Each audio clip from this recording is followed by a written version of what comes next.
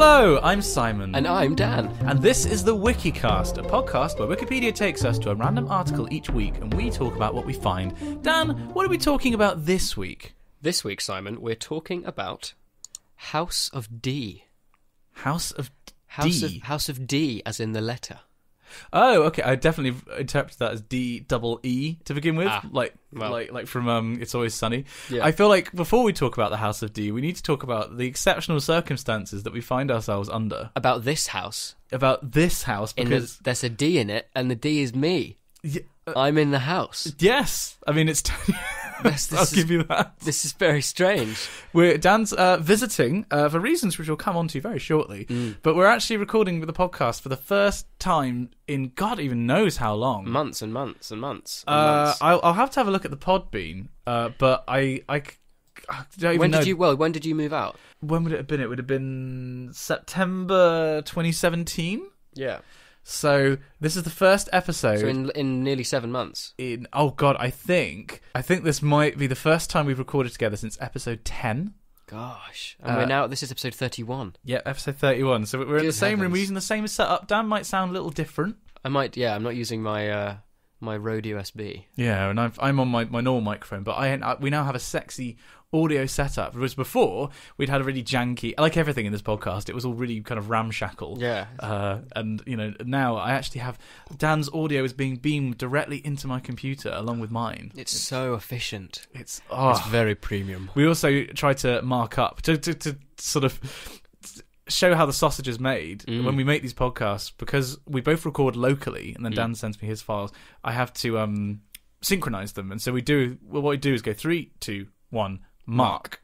And very good. Yeah, nice. Or I'd rather have a bowl of... I like how you said, very good, yeah, we were really in sync then.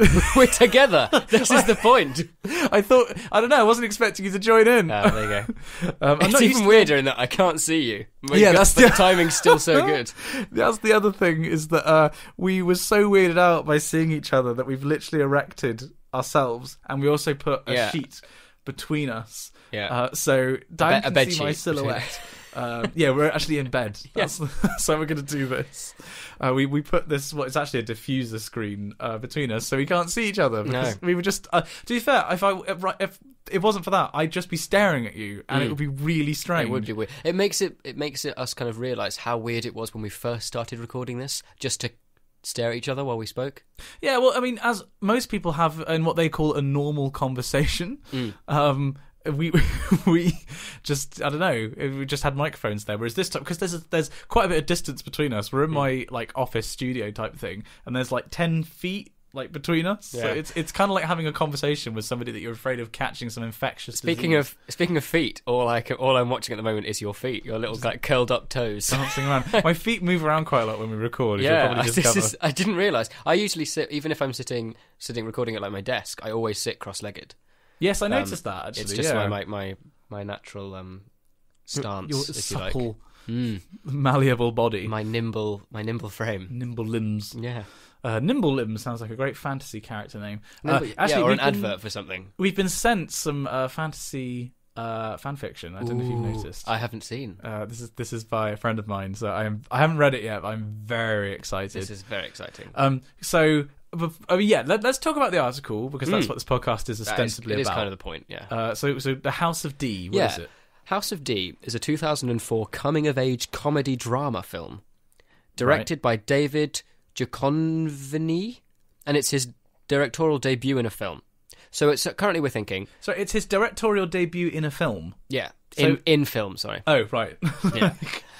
So it's House of D, coming of age comedy drama, 2004. Do we have high hopes for this? I'll be completely honest. No. Okay. Can I tell you 2 of the film's stars? Oh, go on. Robin and Zelda Williams. What? Yeah. So the film stars Duchovny, I think is the name. Anton Yelchin. Oh! Yeah. Oh, gosh. But this has got some quite good people in it. Taya Leone, Erykah Badu, Frank Langella, Zelda Williams, and Robin Williams. It was screened at the 2004 Tribeca Film Festival.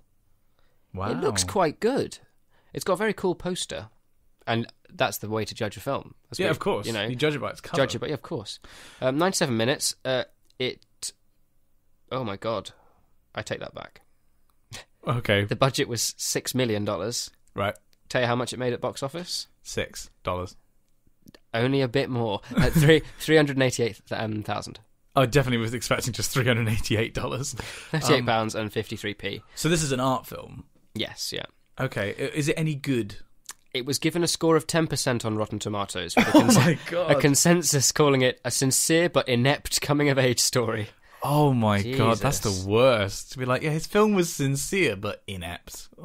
Wow. Don't pull your punches, press. Okay, so give us so it's coming of age. What's the basic plot?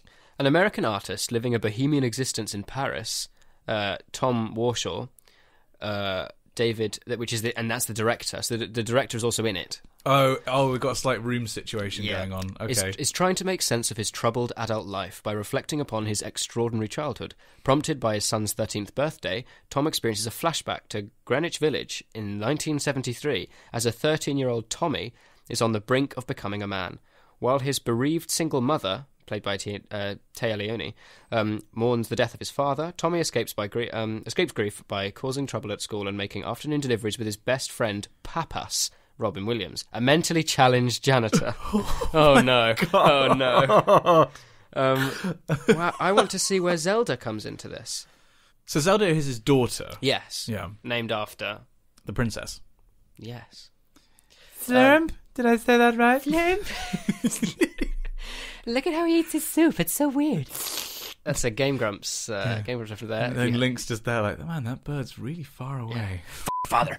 Oh no, the crab's back. Amazing. Yeah, so basically this is a really film starring Robin Williams playing a mentally challenged janitor. This is, you've seen Tropic Thunder, right? Oh yeah. Like, this has got overtones of Simple Jack. Like, never go full retard. He's like chasing after butterflies with a hammer. He's like... Many critics attribute the poor reception to the film that to its low quality. He wrote and directed it, which gave it a lack of creative direction and caused it to meander and lose focus. It was a slight The Room situation. Yeah. Oh, wow. Oh, that's sad. In its first week, it grossed a whopping $36,000. Ooh. The next week, it grossed $7,000. And the third week, it grossed $210,000. Wow. The most during its run. Good Lord. That's $6 million budget, too. I mean, how do you mess up that bad? So this director, who was also in it, yep, David Duchovny.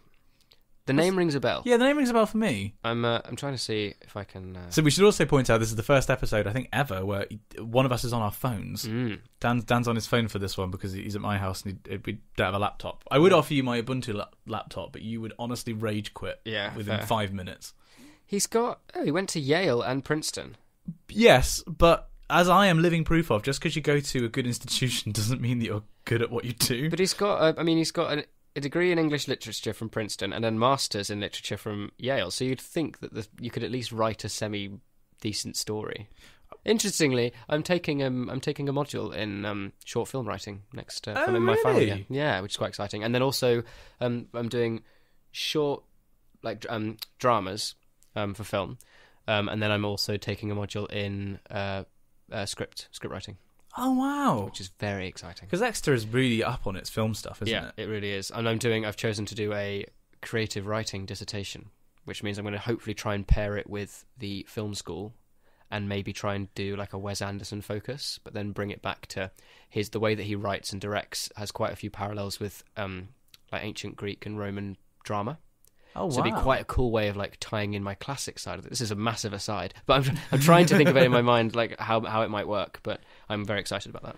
Oh, that's really cool. So basically, this guy completely balls it up. Yeah. So, oh my God, he married Téa Leoni in 1997. So he married who? Téa Leoni. So this woman who was in the film. Yeah. Okay. So what else is she? She's an actress and producer. I don't know the name. She was in, oh my God, Flying Blind, television sitcom, and The Naked Truth.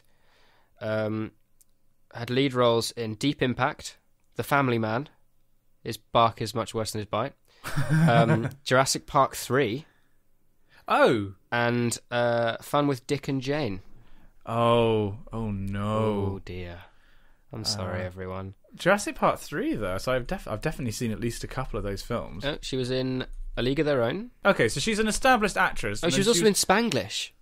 Not seen Spanglish. I haven't seen it, but I just know the name Spanglish. So so basically everything was going wrong for this because it was a film where the director was in it, and then one of the cast members he later married, so sort of implying there's a few conflicts of interest. Oh my god, this gets so much better.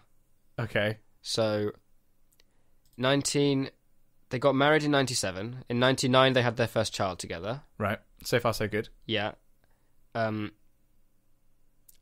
2008, Duchovny announced that he checked himself into a rehabilitation facility for treating sex addiction. Huh. And then it turns out later that year, Leone's representative issued a statement revealing that they had separated several months earlier. A week later, Duchovny's lawyer said that he planned to sue the Daily Mail. Oh my god, what the hell's going on? He declared he was still married to her in 2012, though they were separated. The divorce was finalised in June 2014. Christ, okay, wow, that's how messy. Weird. This guy just f***ed up everything he touches, doesn't he? She wrote a book.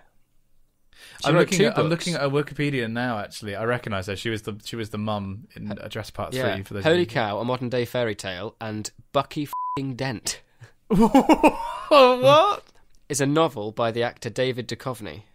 Bucky Dent. What? Okay. A Yankee Stadium peanut you can't just vendor. dangle that in front Here of we my go. nose. Oh my god, this is great. A Yankee Stadium peanut vendor moves in with his father, a lifelong Boston Red Sox fan, who was fighting off cancer long enough in the hopes of seeing the Red Sox beat the Yankees in the 1978 playoffs. God.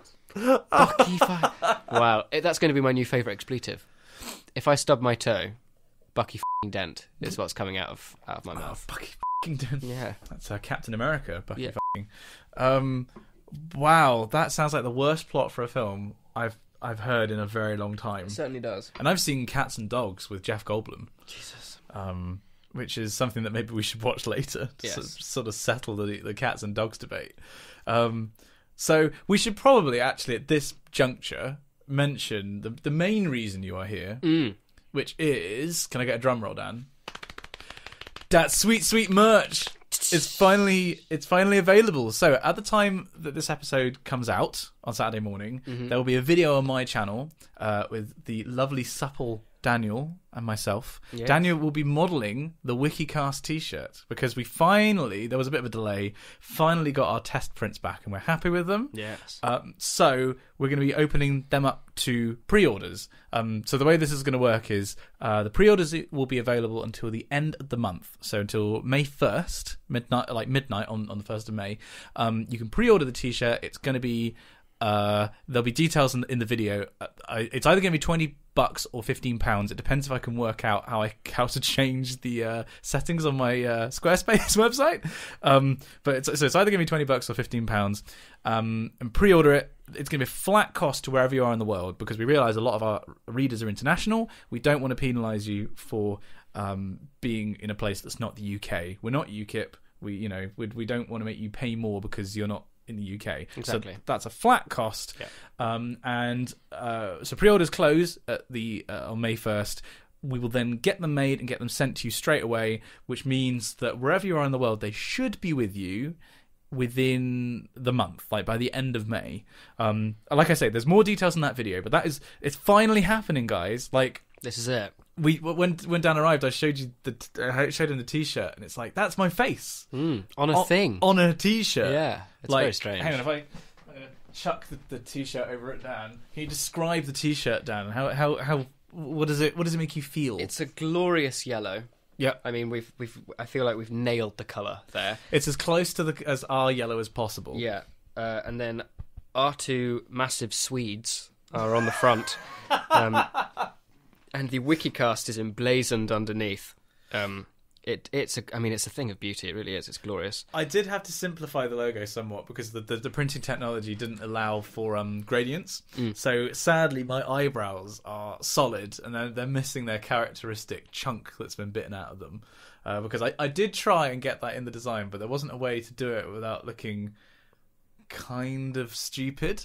So it is slightly different from the logo online, but pretty close. Yeah, I gotta say, it's just so weird to see our faces, and also something we designed. Yeah, like on a T-shirt. it's quite a kind of it's a poignant time, I think, for this to be happening, especially given that, you know, like, obviously this was the main reason why I came up, but to kind of think back to when the podcast first started, when we did our first pilot episode. Yeah. What was the article for the pilot? Can you remember? I can have a look. It was actually, it's in the vlog, I realised. Yeah. It's actually I can't for the life of me remember what it was. hang on, I'm going through our history, older episodes. Oh, I remember what it was. I say remember, I just looked. It was the Congolian Classic. It was the 1980 doubles. Yeah, the 1980 Congolian Classic doubles. Also, Wow.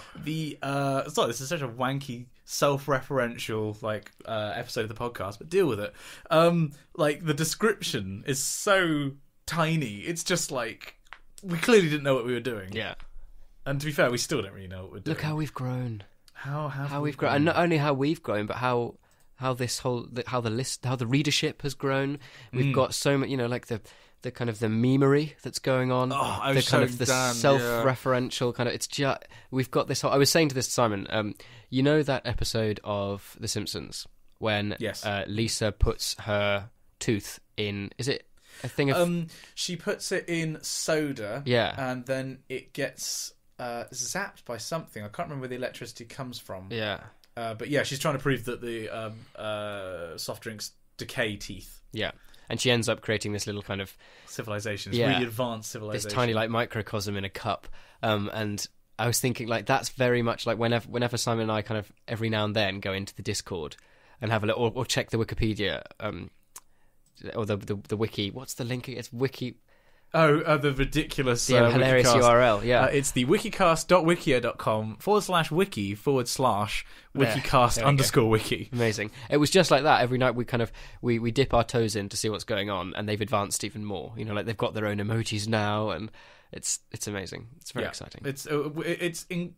I'm incredibly proud of what the community has done, and you know how far the podcast has come. And I feel like merch is the physical embodiment of that. I mean, because to be honest, we're not going to make very much money at all from this. I think it's quite possible, actually, with a number of international readers, we might even make a loss. But the idea of having something physical that you can actually have, you know, in your hands and wear, if we ever get to the point where we can do Wikicast meetups, like the fact that people can wear those is just. What we're trying to basically plan here is that we're going to start with getting you all in a uniform, and then we're slowly going to bend your kind of will and ideologies to match our own and take over the world. Bend the knee to us, everyone. Yes, yeah. But it's cool. It's also something that we said that we want to grow and expand the podcast and by extension the readership, and by having something that you can actually buy and wear and be proud of. It's something that we can then. That was what the Patreon was for, and to actually see it. You know, like we floated the idea of you with having Patreon support, and you as readers were super on board and were willing. You've been more than generous, and this is the kind of the fruits of our labour. You know, going to different printing places and seeing matching prices and trying to get them, you know, like making sure that it's the right kind of thing. It's a nice t-shirt, it's the colours right, and the point that we made about international shipping too. It's nothing's more annoying than kind of finding a creator or something that you like and liking them so much, but actually, you know what, I would buy something that they've made. Oh, actually, no, I won't, because they're going to be charging me an absolutely kind of obscene fee just because I don't live in the US or something like that. So that was always something we were really aware of. Which creators do you actually have merch from? Like online creators? I've got Dear Hank and John. Mm-hmm. What was So Fucking Majestic, or what was the? Oh, you know, the from 100 the days. Yeah, I got that one. Yeah, Majestic. Yeah, that's it. Yeah, from I've got that in VidCon. Yeah. And then I also I did have an old Hat Films t-shirt. They're just the black with the hat on it. Yeah. But I bought that years and years ago. And I don't really know where it's gone. Other than that, I've got a Dodie pin. Of course you do. Yeah, like a lapel pin. You haven't listened to the recent episode, have you? The most recent episode of the Wikicast? No, I haven't. Oh, okay, there's just a little Dodie thing in there. So it's probably not important. It's fine. I'm sorry. No, it's fine. You'll find out soon enough. What? I didn't think. Did I talk about the gig? Yes, you did. You were saying about how you were just kind of in the crowd crying. Oh, that's right. Yeah, of course. To be fair, yes, Shock we didn't get very much from you last week because not only were you not really in the episode, when you were in the episode, you were hanging as fuck. Yeah, I was really not in a good place. Don't drink to excess, children. It's very dangerous. It was very fun. It was a fun night out, but I massively forgot that we were meant to be doing this special recording of the podcast the following day. Yeah, esteemed guest and all, and then it was just you left me trapped with Sally LePage. Yeah. Which is who I believe will probably be listening to this. So she's going to be listening to it, but not really listening to it because, as we found out, literally every part of this podcast she loathes. Yeah, it's just so boring when you talk about things that you do. But you like. Yeah, fair play. But she'll tick off the references to her. So we've got her in like the get your Wikicast bingo what they call cards out for this episode. Because I'm pretty similar to you in terms of merch. I do have a Hat Films t-shirt. I also bought something at VidCon, which was my Hello Internet t-shirt. I was recently sent stuff. Basically, Alex, my gym buddy, who's also a YouTuber. And, science communicator, more broadly. He's not just a YouTuber. He's just been doing some presenting with the BBC. Yeah, he just did some stuff for Tomorrow's World, which is very cool. And he does live stuff mostly. But he tweeted, basically, as like a hype man for me, being like, if you want to send me and Simon, or Simon and I, as English students would say, like free geeky t-shirts to wear in his vlog, just do it. And then we had a bunch of t-shirts arrive. So I've got stuff from the Festival of the Spoken Nerd. I've also got stuff from Socratica. That was quite. I don't know if you saw this, but I was in a guest video for Socratica, right? And it was like how to study physics, and Alex. They replied to me saying, "Oh yeah, we'll send you a t-shirt," and Alex was like, what about me? And they replied being like, nah, sorry, if you're not in one of our episodes, we're not sending you anything. Wow. I'm like, ooh, brutal. Guess who's not getting Wikicast merch? No, quite. Yes, that's the point. If any creators, famous, Sally, you don't count, famous YouTube creators... I mean, Dodie must want one because it's yellow. We've got to just send her one. I'll pay for it. On the off chance. We'll cover it with your kisses. Yeah. And, then you can wear them all over. All over. Wow, there we go. If you're a famous YouTuber and you want a free Wikicast t-shirt, hit me up on Twitter. I got the Hello Internet thing. I got the Festival of the Spoken Nerd. Socratica stuff's coming through. I think that might be it, actually. I mean, I have the VidCon poster, which is signed by Hank and John. That is, I think, it, though. I'm not... Like, the thing with merch is, partly you buy it because you want to show, like, because you genuinely like the design, which, for Hello Internet, for example, I think it's a very good logo. But you also, like, that by buying it, even if, for example, the Hat Films t-shirt I have, I don't wear it all that often, because partly it's got the design on the back, and I often wear jackets, so it's like, I may as well just wear a black t-shirt. But, like, you're supporting the creator by doing it. Yeah, that is the most important thing for me. As a creator, I want people to, as in, like, to buy the reason stuff. I would buy merch is to support the person. Even, like, in many ways, kind of regardless of the actual merch that I'm buying. Obviously, it helps if you like the thing, but it would just be kind of like, you know what? Yeah, I've seen you grow, and first kind of early Yogscast. When that was, way back when they were doing their kind of like how-to World of Warcraft videos, which were not how-tos at all because they were both pretty dreadful WoW players. But then when the Yog Pod first started back in 2000, I think it was 2008. Is that long ago? Yeah, I think so. 8 or 9. I've actually just, the reason I know, and we'll brief mention in Critics Corner, I've been going back and listening to again. So the other night I was putting something on just to listen to as I was cooking. And I went, you know what? Let's go back to episode 1, like the Snowcast and Sipsgate, and like all these really early stuff. This was before Simon and Lewis really knew Sips. They just knew him as he was their website guy. Yeah, he did the website. But it's like, oh man, it was. But like when you see creators at that stage, you see them on that upward trajectory. It's like, I want to. It's almost like an investment. It's in the same way that, like, in the 19th century, people were like, well, I put £1,000 in the railway. Yeah. I'll get a dividend of 20%. Yeah. And like, it's almost like you pay a monetary investment in a creator, and then you get an emotional dividend on it. Like, I don't know. It's kind of strange. I've been invited to give a TED talk in Lancaster Uni, and this is what I want to talk about. This sort of the topic is the future is now, and I feel like this evolving way of how we interact with online video and specifically individual personas online and on YouTube is just super interesting, I think. And like, the merchandise aspect, something I hadn't thought about really before. Yeah. Actually, the other thing we should mention is, as well as the t-shirts, we'll also be finally, they've been sat on my desk for like a month, and some of you already have them. We'll finally be selling Wikicast laptop stickers, which are really, like, as Cameron... Sorry, I should probably sound a little bit more excited. Hey. That means, can I have one? Yeah, hang on, hang on. Oh, I'm going to go beyond the sheet, everyone. Hang on. There you go. Oh! Why have you taken all your clothes off, Simon? Why fully erect? They look really good. Yeah, like Cameron said that. The Moustache Man said that when I gave him one. He was like, "This is really good quality." Yeah. Wow, it really is. I'm just having a proper feel of it now. It's so good, right?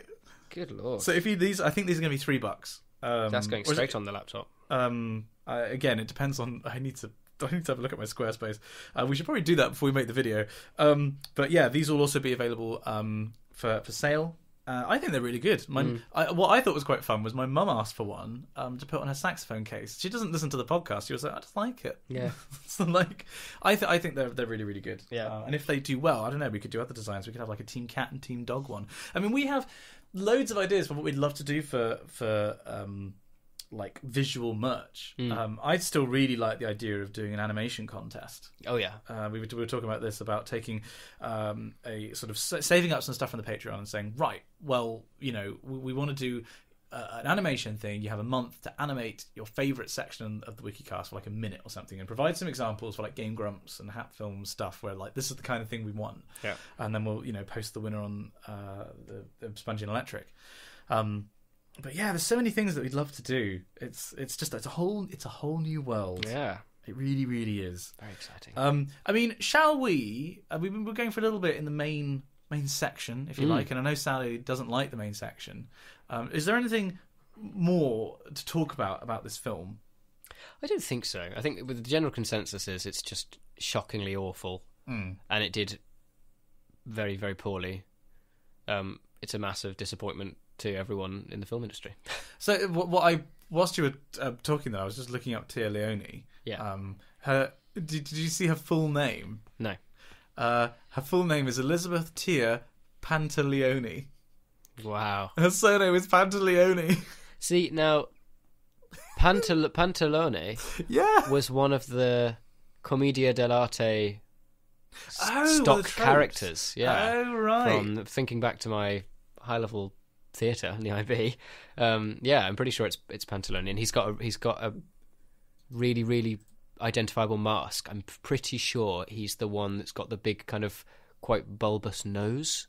Right. I think. I don't know anything about the Commedia dell'arte. It's really, really interesting. I think it's more interesting than like classical Greek or Roman. Actually. Oh, this is more established. So because I've just obviously because the wikis are linked. I finally looked up David Duchovny. That's why I know the name. He was f***ing Agent Mulder in the X-Files. That's why he's famous. Right. Okay. But she's called Pantaleone. Sorry. Who touched my Pantaleone?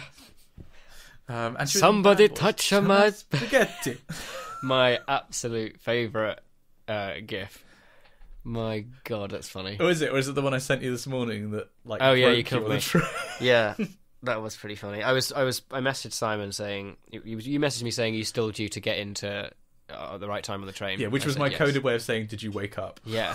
And I was like, yes, I'm at the station now. I've got my 1.3 litre thermos of tea, which I pretty much finished in the first hour of the journey, and then and some kind of biscuits as well, some ginger nuts. And I was saying I've been drinking, as the readership will know, Lady Grey, the Twinings is my favourite, but I went for just a staple hearty Yorkshire tea this time. And you replied with the kind of, it's the toad gif, right? Yeah, with the it's kind of toad, freaking out. Oh! Yeah, and I was like, it just for some reason got to me. Every now and then Simon will send me something or say something it breaks when you. I'm there, and it absolutely kills me. It's the Gandalf moment. I think Yeah. It's what we've universally agreed to call it. Gandalf! Oh, God, yeah. And that we were in board playing Or playing a board game, funnily enough. It wasn't the Lord of the Rings one, though, was it? No. It was the one we played with Lily? I Yeah. can't remember what it was. Oh, it might have been the Lord of the Rings. I think it was the Lord of the Rings one. Because Pixel Girl was there. Because we were all playing, and Pixel Girl hated that game so much. She really She was did. literally like, I'll sit here, and Dan, you can roll for me. Simon, you can move my counter. And then Simon and I were like, "Ooh, okay, you've rolled a 6, which means you've got a massive decision to make here. Are you going to equip your shield now, or are you going to wait later because we've got to go through the caves?" And Pixel Girl was just like, what do you think? I'll go. Bless her. She's so great at like Putting on a brave face. putting on a brave face and being like, "Yeah, I'll go with this." Okay. It was so fun. We were so into it, and she was just like, "This is awful," but okay, we'll play. It was amazing. So yes, that's why they're called Gandalf moments. So okay, if there's nothing left to discuss in this, we should probably move on to Critics' Corner. Let's go. What have your habits been recently, Dan? You've already mentioned the Ogpod. Well, yes. So I've been listening to the Ogpod quite a bit. I've been watching a lot of Game Grumps, actually. This section of the podcast has now been cancelled by order of Sally LePage. Yeah. Sorry, carry on. Yeah, I've been watching a lot of Game Grumps, either compilations or kind of rewatching sections of their Dark Souls 3 playthrough, which was hilariously funny. They're also doing a new Zelda. Oh, Playing what, with a Majora's new Mask, terrible one, isn't it? I don't know. I haven't seen the new. I think they're playing through.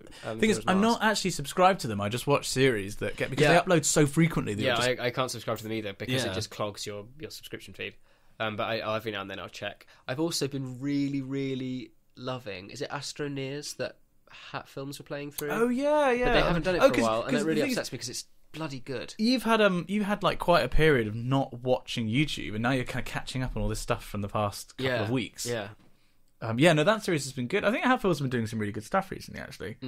They've been doing a lot of having a bash and things, like just trying out some new things, which is quite good. There's a lot of playthroughs at the moment of Far Cry 5, and I could not care less about that game. I know. It's not a series that's ever interested me. No. I watched quite a few playthroughs. Hannah played through Yogscast. Hannah played through Primal. Oh yeah, and I kind of liked that. That was kind of interesting. Yogscast, it's like that. Hannah is one of those creators that's just like, I wouldn't say that she's my favourite by a long stretch, but she's always just been solidly reliable. Yeah, she's a staple. You know, like, and also she doesn't give a shit about what the audience thinks. Yeah. It's just like, you know, it's great that she's just like, she doesn't give a basically. Yeah. The other game that I desperately want to get a team together to play, Sea of Thieves. See, it looks so good. It does, but like, I think this is the difference between me and you, is I've seen so many hours of content of it already. Yeah. And it's just like, I don't think there's any depth to it. Like, when that's what people said to begin with, they were like, it's going to get boring really quickly. They're adding lots of stuff though. They are. They've got big plan, you know, like in terms of I've watched a little bit of it, but I think the reason I want to play it is because if you can get a good group of people together and really RP it, it's a be bit lot like Guns of of Icarus, right? But with almost like an RPG element. Exactly, yeah. And we loved Guns of Icarus. Yeah, that was a lot of fun. I don't know, we could do that. Like, it's expensive though, right? It's an expensive game. Yeah, I'm pretty sure it is. But yes, because I remember when I first started watching, I was like, this is the greatest thing ever, and I need more of it. It's like when you have like, it's almost like video crack. It's just like, I just need this in me now. Because I watched a lot of that a while ago. Oh, did you finish your Netflix series, by the way? Yes, I did. Wild Country. Yeah. Yes, I did. Still recommend it? Very, very, very much. It's awesome. Okay, super I will have interesting. to get onto it. I'm terrible at taking time off at the moment. There's a new series coming. Is Lost in Space? Oh yes, that looks quite promising. Our friend Maddie Moat went to the premiere in London. Yes. That was creepy. Yes. Maddie Moat. Yes. It looks really, really good, which is quite exciting. I also I bought Yet to Watch. I watched a little bit of the kind of behind the scenes stuff that you get as an iTunes extra, but I bought with the Last Jedi. Last Jedi, yeah. So I'm going to watch that on the comically large television. It's like 4K and very exciting. See, like, yeah, I'm terrible at giving myself any time off at the moment. I've not had a chance to watch anything. Like, I watch YouTube stuff because it's kind of in small chunks. It's like conveniently sized, just to watch in like a little break. Like, so I've been doing these videos for a podcast, actually, another podcast. I'm like a cheating husband. And basically I've been doing a video for them, which is the waveform like we do for the Wikicast, but also doing subtitles, which I don't mind so much because they provide a transcript and it's really interesting interviews. They're about translation and the nature of translation and sort of different aspects of it. And it's like I'll do 5 minutes of that, and I'm like, okay, because that 5 minutes takes like half an hour to subtitle, and then it's like, okay, let's watch a quick video, and then it's like, right, get back to it. It's not like I never really sit down and I'm like, right, I'm going to watch this for an hour or whatever. Like I've started reading more than I was before. I kind of had a big surge of getting back into reading, which has been my time off. Because I've been reading The History of the World in 12 Maps, which is by Jerry Broughton, which I'm a lot of the way through now. I had a bunch of travelling, which we can get onto in a second. I went to some interesting places recently, and so I did a lot of reading on trains. But then I also recently got The War Master by Dan Abnett, which might be my favourite Gaunt's Ghost novel yet. Because I've gone on about these books to you before, but when the omnibus comes out because basically there's one book left in the series, I think, and there are 3 omnibuses already, and then when the 4th one comes out, I might just buy a set of all 4 and then reread them all, of course, and then you can borrow them then. But this is 40k sci-fi military fantasy. It's just so good. There's a new World of Warcraft novel coming out later in the year, which is quite exciting. How often do they come out? There's usually one every year. There's not many. But but they change up the author. So Christy Golden has done the most of the kind of really, really formative text ones, as opposed to kind of the other kind of like filler ones that go alongside it. They're good, but I really like her writing style. And I think it's being written by her, so that's quite exciting. And they're meant to be like a prelude for people who really, really like the lore. It's something to accompany, but then also give you way more information about the upcoming expansion. Oh, I see. Because there's some majorly. Also, that's the other terrifying thing. They did announce at BlizzCon last year that they'd be introducing classic servers. World of Warcraft Classic will be going back, which is huge. Like, this is something that fans have wanted since the first expansion. Yeah, I mean, even I know that's what fans want. It's a massive thing. And then also we've got the whole the battle. Is it Battle for Azeroth? I think. Is that the new expansion? New expansion. Are you going to do what you did with Legion and just disappear for a few days? Yeah. It's. I'm probably going to have to kind of go back in there and do it. But well, maybe not for the expansion. I'm probably going to watch a lot of playthroughs of it and read up on the lore. But for when Classic comes back, I'd be so keen to start again. That's going to be dangerous. Yeah. Because is that going to come out over the summer as well, like when you don't have as much to do? Well, I don't know. This is the thing. Depending on when it comes out, certainly I'll put it off until, after third year, because that could be very dangerous. But it would be it'd be super cool. In fact, that would be a really cool video to do on Spongy and Electric. Oh, you can create, play WoW. You can create a free account, and we play through like the first starting area. But it's classic. Like, oh man, I have such fond memories of playing this game. You know when you think to a particularly nostalgic moment, and it's more than a memory. Your body almost feels different, and you can almost taste and smell in the room and the environment you were in back then. Like, it's so vivid to me, playing these games, and wow. Very excited. Because I did watch the Game Grumps, going back to them, their series where they tried to introduce. I think it was when Cataclysm came out, and it was actually it was Warlords of Draenor, I think. Oh, okay. Because you could have the instant level 90, and that was done less as a kind of a let's play and introduction, but more of kind of like a comedy thing around the tropes of World of Warcraft, which is the thing that kind of annoyed me, because it would have been genuinely really cool to see Dan and Aaron. And the guy who's been playing, I forget his name, but the guy who's been playing for donkey's years. Barry. Actually be like, look, let's create a character from level 1, and you can just get an idea of what the game's like. And when you start from that kind of low level, you're slowly kind of drip fed how the game works. Whereas they jumped in at level 90 and it's really with like confusing. a whole, like 3 pages of spell books and like all of this stuff, and you've got all your different talent trees, and they've got absolutely no idea what they're doing.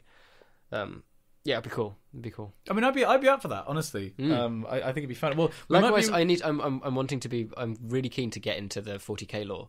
Well, so I need a book. Funny you should mention that, because where is it? I'm coming over to Dan's side again. Hello. I just got myself a new codex. Ooh, nice. The new. Speaking of this, the World of Warcraft equivalent of this, which is the Chronicles they release. They just released the 3rd. I've got the 1st and the 2nd, but I need to buy the 3rd. So I just passed down the new Tyranid Codex because I went to Warhammer World this weekend for the geekiest stag do possibly in the history of humanity, because it was me and a guy I live with at uni, Joe, who is a doctor now, and some of his friends from home he used to play Warhammer with, and he knew that I was also into it. So we all drove up to Nottingham a very early o'clock on Saturday in the minibus, which was codenamed the Rhino. And we played from the moment the doors opened on Saturday till something like 7 or 8 o'clock at night on Saturday. We then got there again on Sunday as the doors opened and left because they kicked us out at closing. Joe was desperate to buy a model, and we left it so late that they closed the till before he could buy this £100 resin model, which wouldn't even be that much for the people in Forge World. Like £100 isn't that expensive compared to a lot of the stuff they stock. So I bought the NID Codex because I've been toying with the idea of getting back into the hobby for a little while, and I just having played now a game of 8th edition 40k, it's so fast, it's so fun, and the new Tyranid miniatures are, I don't know if you had a look at the models in the thing, Dan, I was just having a flick through, actually. Yeah, like the miniatures are so cool. The technology has got so much more advanced. Yeah. So I'm going to be doing an army of NIDs based on, which, for those of you that don't know, Tyranids are literally the most terrifying thing in the 40k universe. They are like bowel-releasingly terrifying for the galaxy. They're like kind of space locusts mixed with crabs, mixed with every alien trope from the Alien series, and they're these like horrific looking things that just consume worlds, strip it of all the biomass, and then move on to the next one. And they're invading the galaxy from outside in these numbers that are just vast. Like in the third Tyrannic War, like tens of trillions of people have died already. You can tell I'm quite into the lore of this. Sure. So I'm going to do an army of those and model them as xenomorphs from Alien. So they're going to be black with kind of shiny carapaces and dripping lots of acid and things like that. That's like kind of, that's not the best way to jump into the lore probably, but I don't even know what the best way to jump into 40k lore is, actually. There are some good YouTube channels out there. Yeah, like, I'm just having a look at the Hive Fleet Leviathan Haruspex. With the thing that's coming out of its mouth and then other mouths. Yeah, like some of these models are really gross. Like the Tyranids, a lot of them are like man-sized, but they kind of look like the aliens from Alien. But then you've got these gigantic, monstrous creatures that look like, imagine you mix the alien from Alien with a blue whale and a rhino. And they've got like these kind of chitin plates on the outside, and like kind of dripping stuff from their mouths. Like some of them have got massive bulging brains and loads of tentacles, and they're toxicrenes. Yeah, I'm going to get a unit of toxicrenes. Yeah. They look disgusting, don't they? Yeah. But like, it's just also because they've advanced the lore. Like as they've actually started moving 40k forward a bit. It was stagnant for ages, and now it's like, it's just that reading that codex is so grim. It's just like everything goes wrong for humans in this galaxy. That was my weekend. I went to Warhammer World in Nottingham, which is very fun, and I highly recommend anybody that's into the hobby to go if you haven't been. I was born in Nottingham. Are you? Yeah. I didn't know that. Yeah. It's quite a nice town, actually. Like, because we went into town on Saturday night. And there's like a lovely town centre, like kind of big guild hall in the middle. We went to this, as I said to Dan before recording, we went to this metal pub, which was Edgar Allan Poe themed, which is called the Pit and the Pendulum. Cool. And it was, I like people that like metal. Like I'm not a metalhead myself. I like metal, but I'm not like really into it. But like people that are into metal are just so kind of like down to earth. Yeah. Like they're not full of themselves, and they might be a little bit weird, but then lots of people are. But yeah, we went to this really cool pub and had quite a lot to drink. It was a stag party after all. Yeah. But for those of you who haven't been, I highly recommend it, because as well as there are like 50 gaming tables, which are all like fully modelled with like scenery that are done by professionals. And there was actually a tournament going on the weekend that we were there, and so there were about 100 people playing, and there was kind of us on the end in a non-tournament game. But as well as that, there's also an exhibition. So they have the history of the company and like these gigantic dioramas, and like I think the biggest had like something outrageous, like 15,000 miniatures in it. Oh wow! It was like, it's as in like this thing was probably like 10 meters long by like 4 meters across by like 4 meters tall. Gosh, It was like incredible, Yeah. absolutely incredible. Like even if you're not into the hobby, like just seeing the painting on the professionally painted miniatures and like some of the Golden Demon winners are just astonishing. What was funny was because there was the tournament on, there were like 100 people, and some of the stereotypes about Games Workshop, like the fans of Warhammer, somewhat true. There were a lot of neckbeards. Nice. Like I've got to say, I will say that like listening to the tournament going on around us, it was really nice that there weren't people that were just like, oh no, you actually can't do that because I got a 3d6 reroll because of my Toxicreens. Yeah. Like it was people just like kind of gently, like if somebody had done something wrong, you could just kind of tell it was done in like a sportsman-like way. Yeah. People were nice to each other. Like if something went really well for somebody, you'd hear somebody like yes kind of thing, like rather than like rubbing it in people's faces. So like they were like as in they were like kind of overweight. There were a lot of very geeky t-shirts and like, you know, some man ponytails and, you know, whatever. A lot of people weren't like that, I'd like to point out, but like some of the stereotypes were kind of true. Yeah. But because there were 100 people in this hall, it got hot very quickly. Yeah. And one of the things about Games Workshop is like you'd expect these guys to not have the best hygiene. Yeah. And so I think the tournament organisers had preempted this. So the hall was really hot for about half an hour, and then the air conditioning went to Arctic mode. Yeah. And they were just like, you could tell there was a guy behind the scenes being like, whatever you do, don't let them sweat. Yeah, yeah. Just like, we can't let the body odor overpower us. Just keep it like -5 degrees. Yeah, yeah. So we were just like having our game in like these like really thick jumpers. Yeah. Yeah, no, it was really, really, really fun. And I highly, highly recommend people go because, I only spent 50 quid is the other thing. Like, Okay. like on miniatures. They have a bar and we spent money there on like food. We ate and drank there every day. Yeah. But like I only spent 50 quid on books. And fair. then I'm going to spend like £100 on models. Yeah. But that's in the future. But yeah, that's in terms of sort of critics' corner. Yeah, so I've been reading one of the Warhammer books, the War Master, and I've been reading the History of the World in 12 Maps. I guess you don't do much reading these days, like for pleasure, do you? Not really. It's certainly not now. I've got exams and essays due in May. 2,000-word essays due on the 5th, and then I've got 4 exams through May. So there's not a great deal of time just to kind of read for fun. Every now and then I'll pick up like some poetry anthologies or something and flick through those because they're quite nice. Yeah. I met a lady in the Apple Store rather. She came in. App Store. Yeah, it's a real place. She came in. She was with her children, and she's a published poet. Oh, cool. And she was like going and so like the name that she'd booked under was like wasn't her real name for kind of private reasons, I guess. But it was really interesting, and we're having a really cool chat about poetry. And I was like, "Ooh, do you know this poetry by Michael Shorb? It's one of my favourites." She's like, "No, I don't."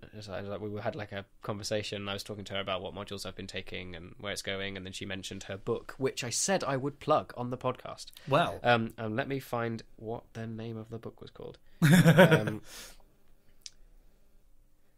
think Bright Travellers. all right. I think it's the net. Hang on, I'm just going to pop that into the old Google sphere to see if I've got it right. Fiona Benson is the author. Right. She is a English poet. She's got a Wikipedia page. Oh, imagine how meta that would have been if we got her. Yeah. There is now, incidentally, what was her surname, sorry? Benson, Benson.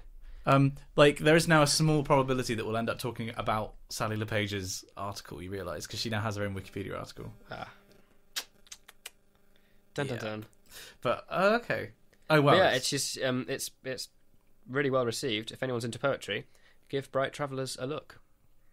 Cool. She was really, really lovely. We had a really nice chat. Okay, but yeah, it's obviously different for you because, like, your degree has so much more reading than either of mine did. Like, it's literally, that is all I do. I just read and then write about it. So, you know, the idea of reading for pleasure is just like, I don't want to do more work. Yeah, exactly. Because I imagine you can't help but, like, kind of critique it. Even if you're just reading something slushy for pleasure, then it's just like... Yeah, you're in that headspace. Yeah. So something else we should talk about is, have you seen the new Solo, the Han Solo movie trailer? I have, yeah. We literally just watched it just now. What do you think? Because it's coming, it's really soon. Yeah, right? May, right? 25th of May. Is it? I thought it was even this month. I know Infinity War's this month. But yeah, really soon. Anyway, what are you thinking? Yeah, May 25th. You're right. I'm excited for it. I like the way it looks. Like it's. Who's directing it? Some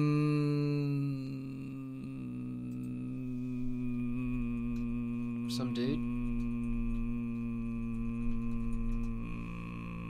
Ron Howard.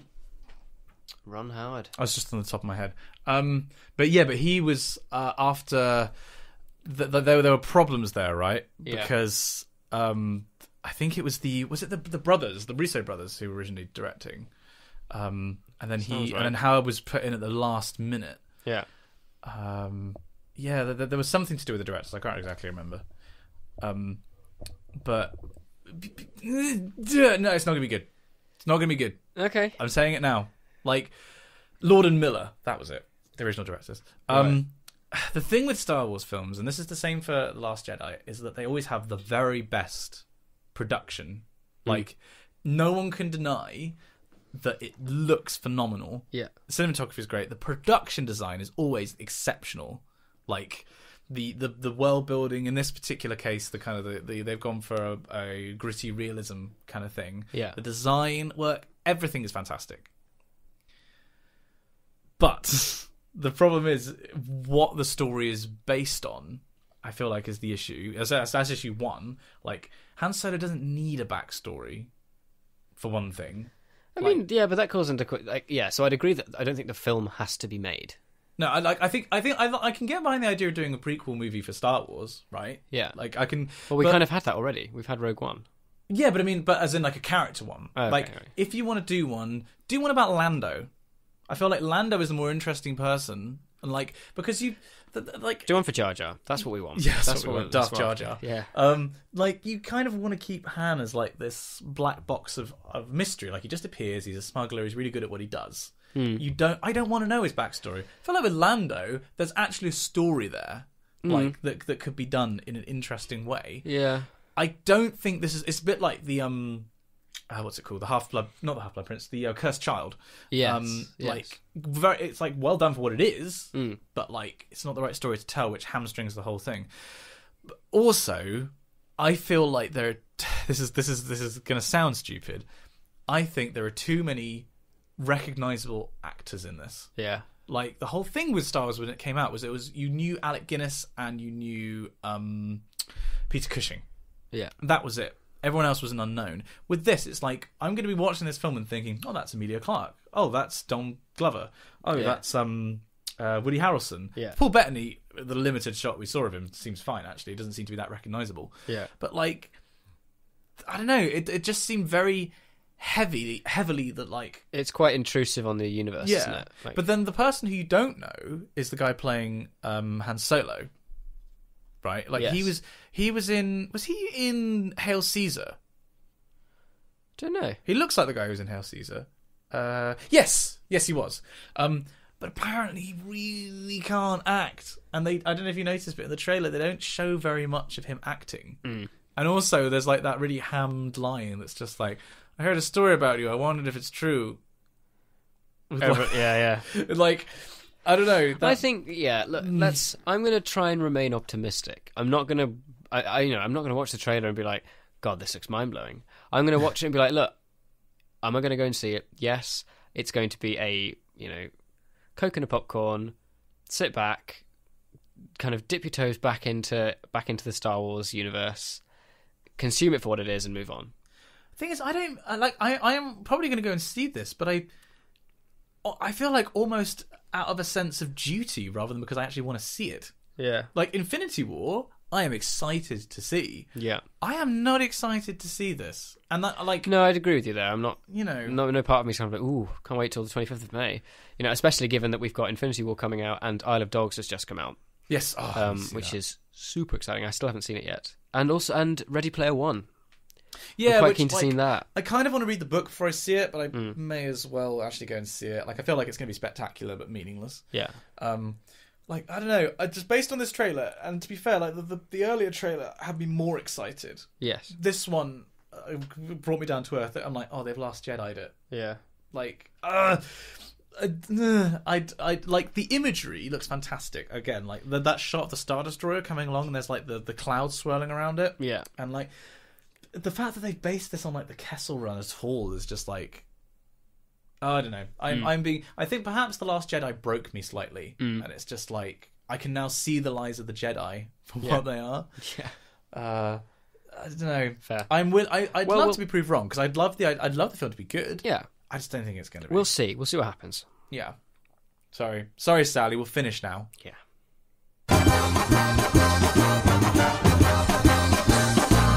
Top lad.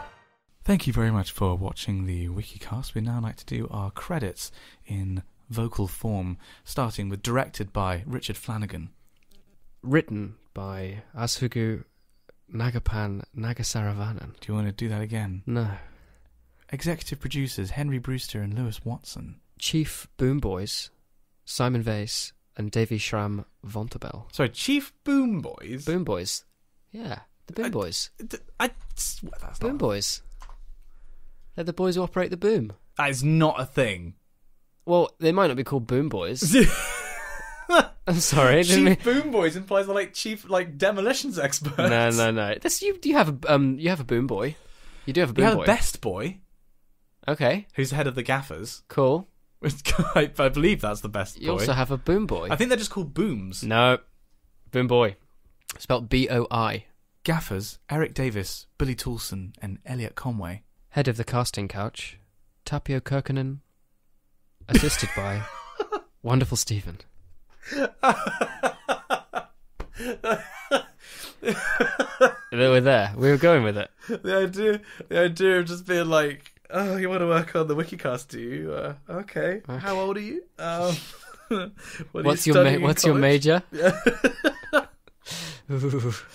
Oh, we should not know about these things. Catering provided by Ben McMurtry. First aider on site, that's Kieran Kelly. Makeup by The Moustache Man and Habiba Amjad. Head of Unit 1 location filming, Angela. So is that the people responsible for filming in Unit 1? Yeah. Yeah, good. Cinematography by David Scahill. Lord of the B-roll, Jay Wright. Absolutely a thing. Cameo by Dan Hanvey. Stunt expert, Emma Kavanagh. Emma Kavanagh! It's the kind of name that sounds like she should be doing stunts. Yeah. Like swinging on a rope. Kavanagh! Sound mixing by Connor Levers. Or is it Connor Levers. Sorry. Levers. Demolitions experts, Matt Maguire, Miles Cornfeld, Geordie Eschendahl. We already had the best boom boys. No. So they're the best boom boys, B-O-I, and Yeah. then these guys are the best B-O-Ys. Yeah. And Okay. and boom is spelled B-O-O-M exclamation mark. Boom boys. Yeah. Second assistant to the gaffer's assistant, Lachlan Woods. Mr. Moore's hair, styled by Alex Greer. Mr. Moore's foppish costumes provided by John Mannion and Nicholas. And Simon Clark's physical warm-ups, Simon Torseth and Luke Thatcher. Administered by Simon Torseth. Simon Clark's handlers. His fluffer. And you walk on to set on a leash. Unleash him. Like run around like really feral. When we finish shoot, I'll call cut, and then you don't understand. So you just keep acting through, and someone has to come in with like a tranquilizing dart. Guys, we get Mr. Clark's handlers in, please. It's time for its feeding time. These guys in white coats come in and carry me off. 'Twas beauty that killed the beast. Thank you so much to everyone who supports us on Patreon. You're all the best. We love you. You are all top lads. As we talked about this episode, your support means we're able to do merchandise. We would not have been able to do that without you. Thank you so much. Honestly, like as we talked about before, you know, the development of this podcast has been incredible. Yeah. How you guys have grown. We're so proud of you. We're so proud of ourselves because we're so great. And yeah. Thank you very, very much. If you'd like to, we're actually maxed out on top lads. It is also quite a few people to do every week. We might do a poll. Good boy. In the Patreon. Well done. To say we're possibly splitting so that like we have even odd weeks to have your names read out, because it is a fair section in the podcast now. And much as I really like that format, I don't know how many more times we can make 30 names work. We could just do that format every time. I quite like that. Yeah. But yes, so if you'd like to support us on Patreon, that's patreon.com/the Wikicast, where we donate collectively together to Wikipedia. We also pay for Dan's travel to be here today, so we can make stuff. Yay. And we also pay for the merchandise, and generally just keeps the podcast afloat. So thank you so much, guys. You can donate $1 a month at the moment, or you can donate more if you like, but donate $1 a month to either Team Cat or Team Dog. Dan, do you have a report on how that's going? Yes, Simon, I do have a report on how that's going. One thing I'd like to talk about before I do the report, he says, not trying to kill time at all, is just, what's the deal with airplane? What's the deal with that? Hang on, I've got it. Oh! Well, that's a spicy meme. Knock me down. That's very exciting. The results are in, ladies and gentlemen. Team Dog and Team Cat are currently tied at 27 patrons each. That is exciting. Well, I mean, like, Team Cat have clawed it back, and they've been waiting to be let back in, and then when you open the door, they're just still waiting. Yeah. And then they look at you like, "What are you doing?" But yeah, we're tied. So if you'd like to tip the balance, literally a single person can tip the balance. So don't pledge your $1 a month to support the Wikicast to Team Dog or Team Cat on our Patreon, and we'll report back in next week. We certainly will.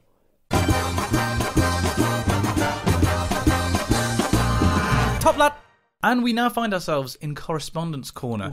Much as Sally asked you guys to have more problems with your lives, we haven't had any crises this week. So if you would like to hear a topic discussed in great detail, where we take anonymous readers' issues and we talk about them, do send us an email, spongyelectric@gmail.com, and put Crisis Corner in the subject line. We haven't had any this week, so we're going to be moving straight onto the correspondence. And we're actually going to be going back two weeks, wasn't it? To the incident at Exeter University, where we gave off our very ill-informed opinion, because we don't really know very much, and we're not sort of very articulate about issues like this. We opened the floor up basically to BME, BAME students at British universities, and specifically we asked for Exeter to give you guys, your viewpoints. So we got a few emails about that to kick off with. Dan, because he's on his phone and it's an Apple phone, he doesn't have Gmail. What? What? No, I just don't have it on my phone. I've never put it on. As in, like, you haven't got Gmail on your phone? No, I do. I don't have it set up on my phone. Oh, I see. Okay, so Dan is lazy, which means that he doesn't have the emails on his phone. Just jumping to Apple's aid there, because he's got an Apple phone, it can't do Gmail. Well, no, I assume it didn't come with Gmail as installed as standard. Well, no, it just Anyway, I don't basically I don't have the emails in front of me. Yeah, so I'm going to be reading all of these. So I'm going to read them, and I'm going to chirp in every now and then. Okay, so our first one comes from Marut Vikirapunyawat. I beg your pardon? I've probably mangled that name. I'm very sorry, Marut. Marut Vikirapunyawat. Let's go with that. Okay. Agadoo. What did you say? What? You said agadoo. Agadoo? Remember that old song?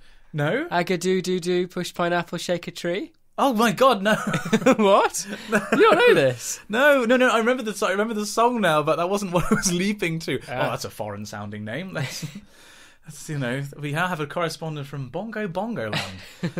No, we have Marut, who writes, "Dear Dan and Simon." Though he's put Dan and Simon ?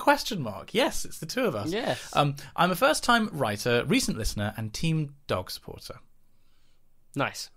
After listening to your opinions on the topic of racial slurs and the response from the university on this incident, I feel like sending you guys this email might give you some more details about what is happening in other places. Currently, I am studying at what's so-called number one university in Australia. Did he specify what that is? That's probably ANU. I'm not seeing a name, so we've Australian National University, I think, is one of the best. Okay. There have been numerous occasions where racists or discriminated posters against people of colour being posted around the university, but there has been little to no response from the university spokesperson apart from saying that the university is taking this issue seriously and it's under investigation. It might seem like I'm just venting and being aggressive about this issue being more aggressive about this issue, they're missing a word, than I should be. However, having experienced it firsthand, listening to friends that experienced discrimination, I presume, and seeing no action being taken from the university rather than sweeping it under the carpet and telling us not to tell others about it. Sorry, I feel like maybe this was written late at night or something, because there are like words missing. And seeing no action being taken from the university rather than sweeping it under a carpet and telling us not to tell others about it. I do agree with the person that leaked the chat messages and forced the action to be taken seriously by putting them under a spotlight, because in the end we are just numbers keeping this educational business going. At the end of the day, that's kind of an interesting point, actually, that like we think of universities as, only these things of education, but obviously they are businesses. Yeah. And we are we're simultaneously the customers. Well, I suppose we are the customers, aren't we? In that we give them our business. Yeah. And so they need to keep us happy, and so they do need to take issues like this seriously. Yeah. But Merritt signs off by saying, "Thank you for reading my absurdity of an email, and yes, what a surprise, racism and discrimination still exists in 2018. Sadly, yeah. Best wishes, Marrett, aged 25 and 65 73rds. Nice traction. Nice. Then next we have a message on Patreon, our Patreon, from Michelle Hagman, who writes, "I want to comment on your discussion of the racism scandal, but I'm also white and agree that you should use your platform to give a voice to those who experience racism. So therefore, I'm not sending an email." So basically, we actually received, I think, 2 emails in total about this. I feel like what this has confirmed is that our audience is very white. So, when we specifically say, BAME students, send us your perspectives, I just don't think there are that many BAME students listening. Or possibly this is just too raw a topic to talk about. I don't know. So I'm reading out your perspective, Michelle, because you're an anthropologist. She writes, "As an anthropologist who has studied a considerable amount of sociology, I can't help myself and point out a few things. In regards to the discussion on how the situation with the screenshots was handled by the student, I have to agree with Simon. Whether or not Exeter University is a racist institution, parentheses, not to be confused with institutional racism, end parentheses, I don't know. But I think that we can agree this issue is so important that it deserves to not be ignored. I think it's a typical situation of the end justifies the means, and at least it is now possible to have a conversation about it and for actions to be taken, hopefully not only at Exeter, but at other universities as well."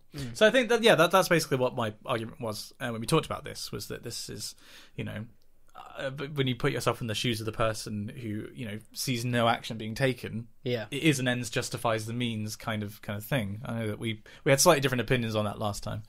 But Michelle continues, "I currently live in Canada, although not from Canada or the UK, and for fieldwork for my MA thesis I talk to students about being a minority, and as someone who doesn't experience this, it can be surprising how common racism, prejudice and discrimination are. I'm terrible today. If students experience racism at their university, it doesn't mean that the whole university is racist, but often the university does protect people in power, for example, professors. If you're interested in doing some reading on the topic, I highly recommend an article called The Skin I'm In by Desmond Caulle, which I'll link in the show notes, which gives some insight into the everyday experience of racism." So that's interesting. I'll definitely read that after the podcast. It is a sort of very easy to conflate this idea that, by saying that this university has a racism problem, it means that everybody at the university is racist. Yes. Which is, I think that's all too often a defence of like, well, I'm at this university and I'm not racist. Yeah. Again, it's so difficult for us to. It's something that, not for no fault of our own, we just can't intuitively understand. We have to have the perspectives of BAME students, and we have to have. We had to be shown what this is like, because we can't see it ourselves. It's like the Matrix. You can't be told what it is. You have to see it for yourself, and have people. Actually, no, it's the opposite of that. You can't see it for yourself. You have to be told what it is. Yeah. So these perspectives are valuable, and I will be reading that article. But that's actually it in terms of the feedback about this issue. So if people would like to send in further stuff, please do. If you're a BME student at a UK university, because if you know a BME student who doesn't listen to the podcast, for one thing, get them on the podcast. But also just if you know someone who may have written for a student newspaper or has been voicing their thoughts with you, give them our email address. We really genuinely want to hear some thoughts. Yeah, definitely. We're trying to use our platform for good, basically. Speaking of which, I have an email here from James Arthur 7. Subject line is just tea. Exclamation mark. I'm sold. Dear Simon and Dan, I was listening to episode 28 and Dan was talking about tea. So far, so good. Yeah. I enjoy a good Earl and Lady Grey myself. Yeah. but milk in Lady Grey? Are you insane? Nope. I mean, I have no... that's... How is Lady Grey different from regular tea? So it's a black tea, so it's like Earl Grey in that sense, rather than it chiefly being kind of flavoured, if you like, with mainly kind of bergamot. It's bergamot and kind of orange peel. So you've got kind of a slightly more fruity note to the black tea, which is maybe why the idea of milk is putting some people like, try it. It's really, really good. It's very nice black. I like Earl Grey black as well. I actually went to Bluebird Tea Company in Bristol when I came up. Oh, yes, you did. I remember you were saying. To see the Dodie Clark concert, and I got a really, really nice Earl Grey then, which I haven't actually opened yet. But yeah, it's equally good with or without milk. I personally have my black tea with milk. Well, there we go, James. Simon has all the right in the world to feel sick about that. Thank you. James signs off by saying, I love the podcast, apart from the tea preparation. Regards, James A., cat lover, age 16 and 184 365ths. Nice. Solid. Except for my Samsung Galaxy smartphone. It's nice to know. Oh yeah, this is a point that I want to come back to. Sorry, this is basically me reading out stuff because I have all the power here. I have all the emails. You have no power here. You have no power here. This is just me berating you via other people's emails. Hello, Simon and Dan, writes Maria Eileen. As a Maltese art historian, I could not help but send in some corrections based on the last podcast. So this we were talking about the Knights Hospitaller. Here we go. You were correct, Simon. That hospital was built post-1565, after the Great Siege. In fact, the entirety of Valletta was built after the Great Siege, which was quite interesting. The Knights settled in Puyehue in 1530, then developed Valletta after the Great Siege, and they left Malta in 1798. However, the hospital is indeed downhill and not uphill. I was right. It was really close to the sea. It's not uphill. I mean, it's been a long time. A long time. There are also no winding corridors, rather a long hall. I think you were thinking of the catacombs. Maybe I was thinking of the catacombs. Which were also great, and I will eventually get around to putting on my YouTube channel when I do the vlog. Yeah. There are no winding corridors yet. As far as I know, the hall is the longest hall in Europe. Yes, it is.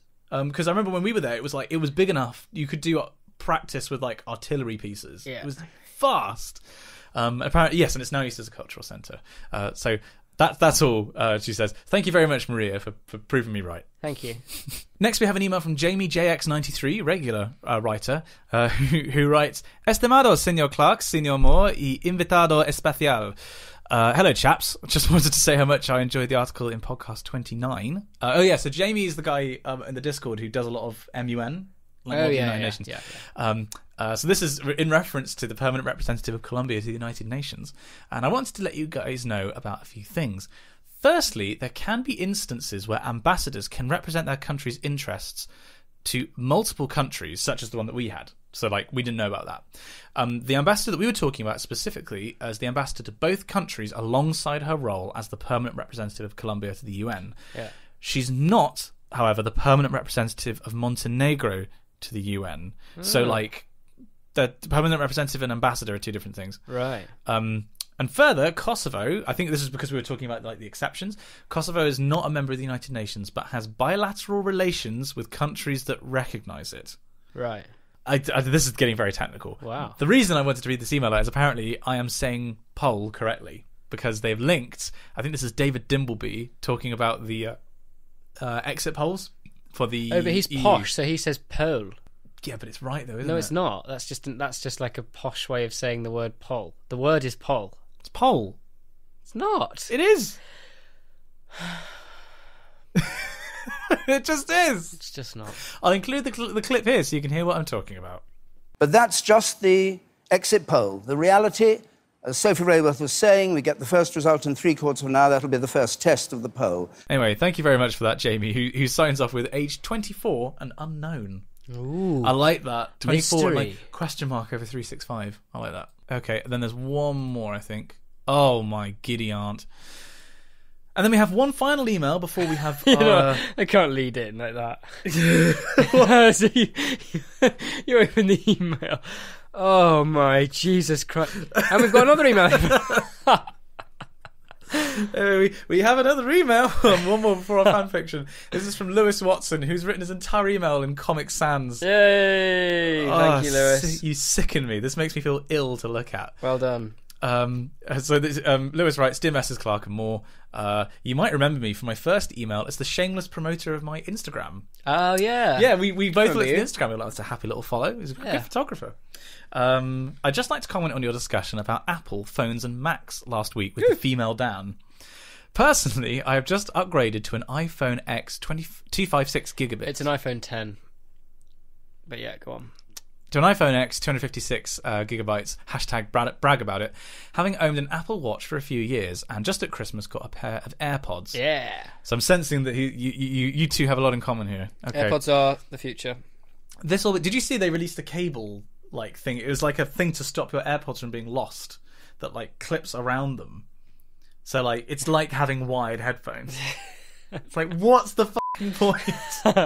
Yeah, I'm going to buy these really expensive wireless headphones and I'm just going to tie a cord around them. Yeah. That's quite funny. Anyway, all this being said, I have a preference towards Windows. Oh, I hadn't read this before and I was not seeing that coming. Even though I'm jealous of the AirDrop capabilities of Macs, I've always used Windows and all the software I use can be run on my Dell laptop. I remember previously Simon commenting on his hatred of the lack of headphone jack on the latest Apple devices. And interestingly, his comment saying he'd like to get the new headphone jackless Pixel phone. Yeah, that's fair. He's got you there. He has. He's got me by the short and curlies there. Solid, Lewis. Well done. I disagree. I feel like Apple's decision to remove the headphone jack was a push for more devices, cough, Pixel 2, cough, and companies to convert to wireless technologies such as Apple's AirPods, which are incredibly convenient and worth the price.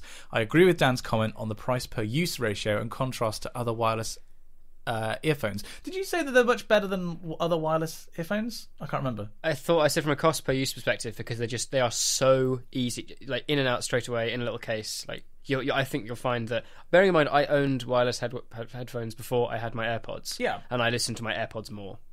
But are they better quality sound or just more convenient? I'd say the sound quality is probably better, yeah. But what makes it for me is the convenience.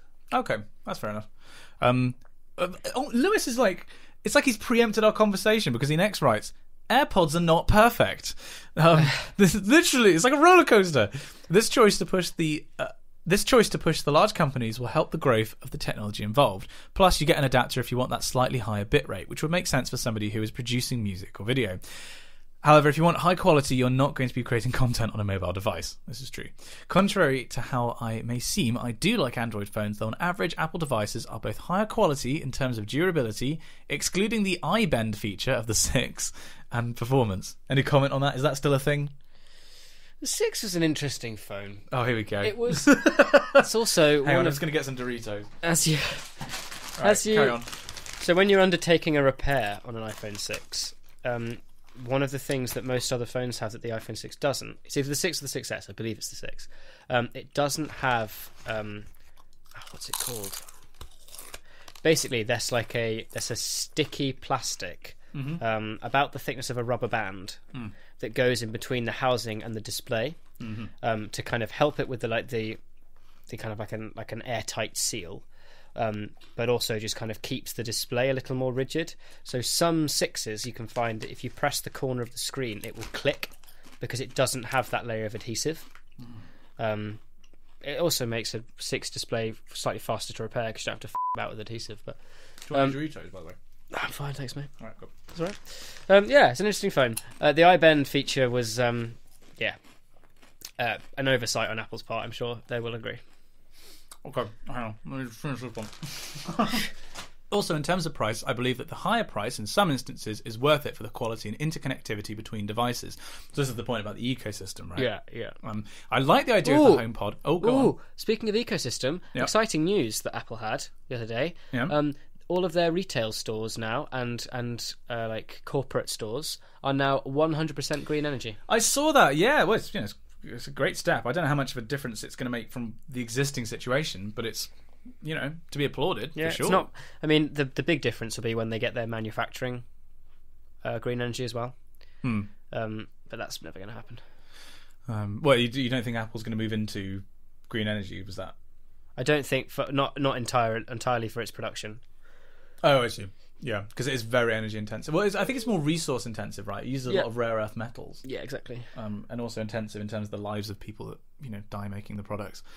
I like the idea of the HomePod, but I'd rather stick with my £45, I'm going to burp, Echo Dot, as I feel like Siri is a few steps behind Alexa. Can't comment on the Google Home. Hey Google, what do you think of Alexa? Alexa and I have a lot in common. Finding facts, telling jokes, and racking up your electricity bill.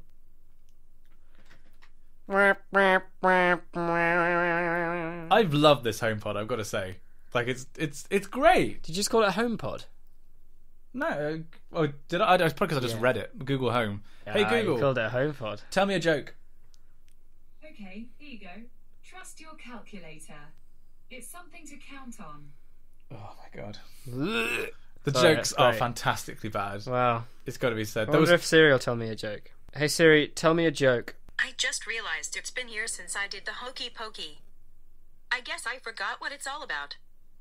Nice. That's definitely worse. It's absolutely That's the worse. first time she's told me a joke. Normally, tell me a joke. Google. 2 drums and a cymbal fall off a cliff.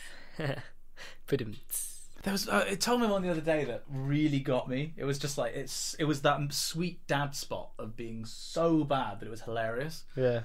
Oh no, that was it. It was like I went to the gym and asked my instructor, "Can you teach me how to do the splits?" And the instructor goes, "Okay, how flexible are you?" And I go, "Well, I can do today or next week." That's going in the bank. I was on Reddit the other day looking at anti-jokes and things like that because for some reason, if I'm a bit kind of sleepy and worn out, I find them hilariously funny. And there was one that I read that had me in tears for about 20 minutes, which was roses are red, violets are blue, I've got Alzheimer's, cheese on toast. Yes, you said that one. Which I love. It makes you feel bad for laughing at it, but yeah. It's good though. Okay, Lewis concludes his email by saying, I feel like this email is more just me spraffing and ranting, so I'm open to both of your opinions about anything I've said. Well, we've definitely talked about them in this debacle of a concise email. Clearly, nothing like the concise nature of the podcast. Thanks, mate. Of course, I love the podcast and the Wikicast community on Discord. NB, that's at LewisWatson_55. Nice, very subtle. Oh, like he wrote out the phonetic version before the username. Oh, really? So it literally says that's like square brackets. Yeah. The word at Lewis Watson. Very good. Lewis 16 and 11/15 started fraction. Wow, what a lad. What a lad. Okay, so readers, I am laughing because basically I have a very good friend, David, who has sent in a massive email. Like he messaged me, he texted me saying, "Oh, by the way, you should have some email coming into Spongy and Electric." And I was like, "Oh, great, thanks. I didn't know you listened to the podcast." And because he's a PhD, like we both started our PhDs at the same time, and he is quite like me in a lot of ways in that he's a massive dork. And because he's done a PhD, he's very detail-oriented. So not only has he sent us this colossal email, he's sent us a 7-page fan fiction. Nice. But given that the name of this fan fiction is "The Gods Shall Decide Our Fate," Nice. The Miracles of Simon von Clark-Tholomew, as witnessed by Daniel of Mormonheim. Yes, this is so good. It's already oh my god, solid fucking I'm gold. so excited. Right, let's do his email and then Okay. we'll move on to the fan fiction. Okay. Dear Messrs Clark and Moore, apologise in advance for what may be a bit of a ramble. Long-time reader, first-time writer. I listened to the first episode of the Wikicast when it came out last year. I genuinely didn't know that. However, I never seemed to be able to read regularly since then. I therefore didn't want to email in before now due to the time lag between you recording an episode and me actually getting around to reading it. For example, I was practically shouting at my phone when you were discussing the idea of admirals in the lads, but didn't spot the obvious ladmiral. Yeah. However, as this happened about 2 months after you recorded the episode, I assumed that someone else had already corrected this, which they had. I didn't want to be the email equivalent of the slowpoke meme. However, as I have recently got a job that involves a commute by train and have very much enjoyed reading the Wikicast whilst getting dodgy glances from my fellow commuters, while I maybe not laugh out loud, let's be real here, but at least sensibly chuckle to myself at various unpredictable moments. Accredited. I see. I said it right. Yay! Hey! Well done. As a result, I have Say it. Try and say it without doing a funny voice, so you can say it right. Because I think I found that's how you do it. Because you have to say it a bit like Emperor Palpatine. Accredits will do. Accredited. Yeah, accredited. Fuck me, it's like my kryptonite. Accredited. See, but you're saying it very strangely. It's like you sound like a stroke victim recovering the power of speech. That's what you sound like. Hang on, let me just slip it into a sentence. Like, I don't know. In my thesis, I have accredited that. Yeah, I can do it. Yeah, but you did have a bit of a. In my thesis, I accredited. It was the Avi's dad. Yeah. I have accredited. Yeah. As a result, I have now caught up to the most recent episode. Ergo, I am now happy to write in with some thoughts and recommendations, which I have rather unhelpfully been saving up to this point. I'm now going to dump them all on you at once. So in no particular order. Okay, here we go. Bullet point 1, cats. There you go. Ah, he says if you've met Henry, you'd understand. That's my childhood cat. This was recommended to you by another reader, and you discussed it in one of your early episodes, but if you haven't yet, please read The Name of the Wind and The Wise Man's Fears by Patrick Rothfuss. I know David's a massive, like, as in he reads an awful lot, so I'll take those recommendations very seriously if I were you. The Name of the Wind. Because we talked about that before, right? Yeah. I believe we did. Yeah, I must get on that. I believe you would thoroughly appreciate this fantastically well-constructed fantasy world. Oh, The Name of the Wind? Yeah. I've read it. Oh, you have read it now? Yes. Yeah, so I need to get on it. It is very good. He just says, Patrick Rothfuss is really good with words. Amazing words. The best words. My words are huge. Following on from my previous point, I'd be really intrigued to hear your thoughts, or any of your readers' thoughts via Correspondence Corner, on The Slow Regard of Silent Things, also by the same author.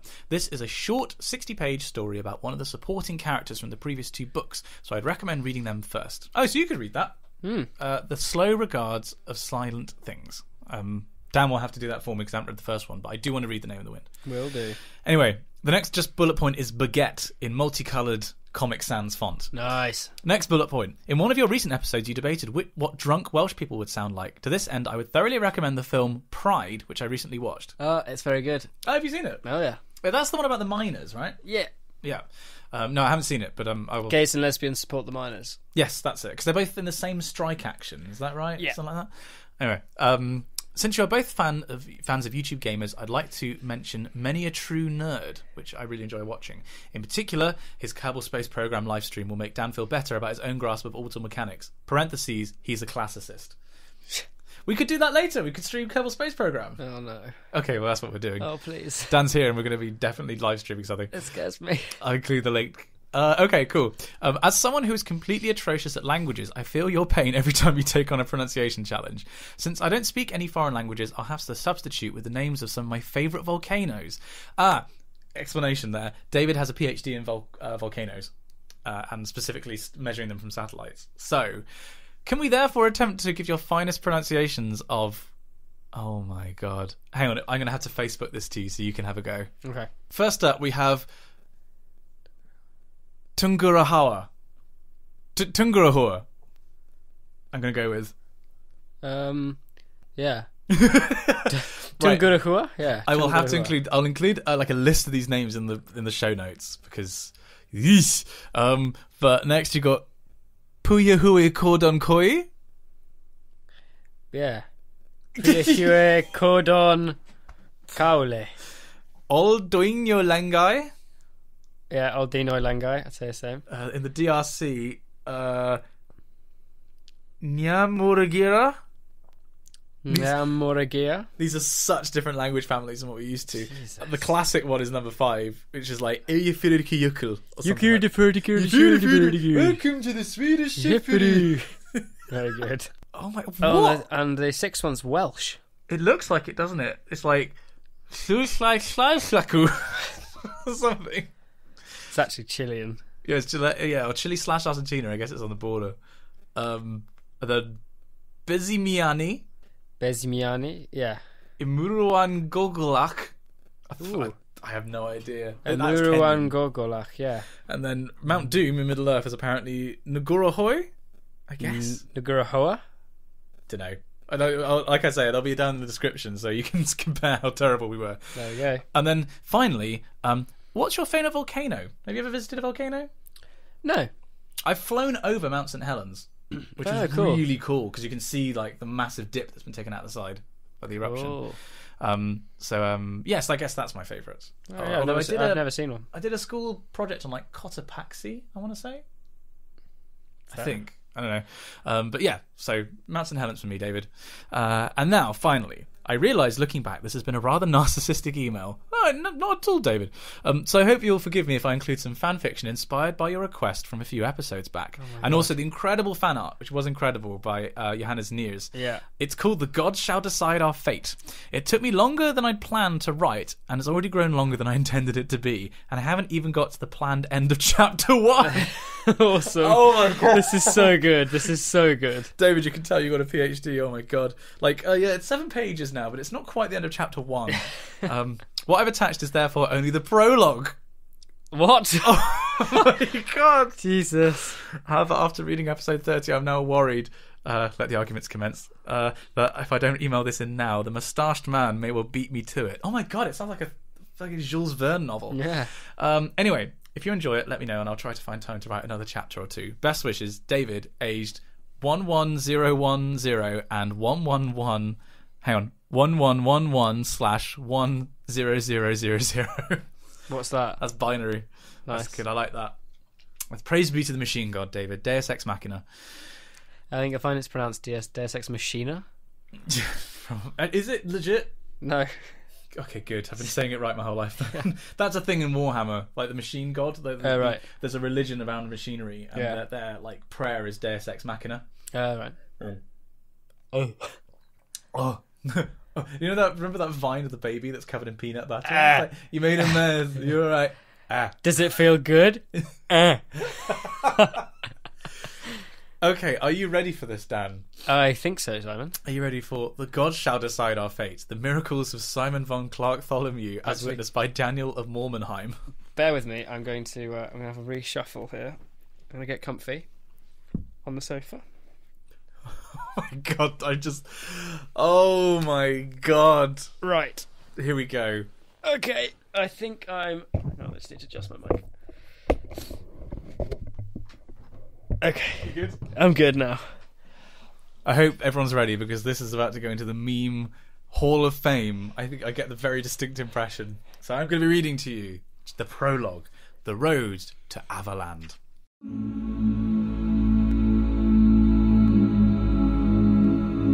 It was a glorious late spring morning on the road to Avaland. The winds of magic were drifting up from the south in a gentle breeze, and the sun was beaming down on two travellers. Simon von Clark-Tholomew, war priest of the Empire. I'm so happy. This is so cool. Oh my god, I'm such a nerd, but this is awesome.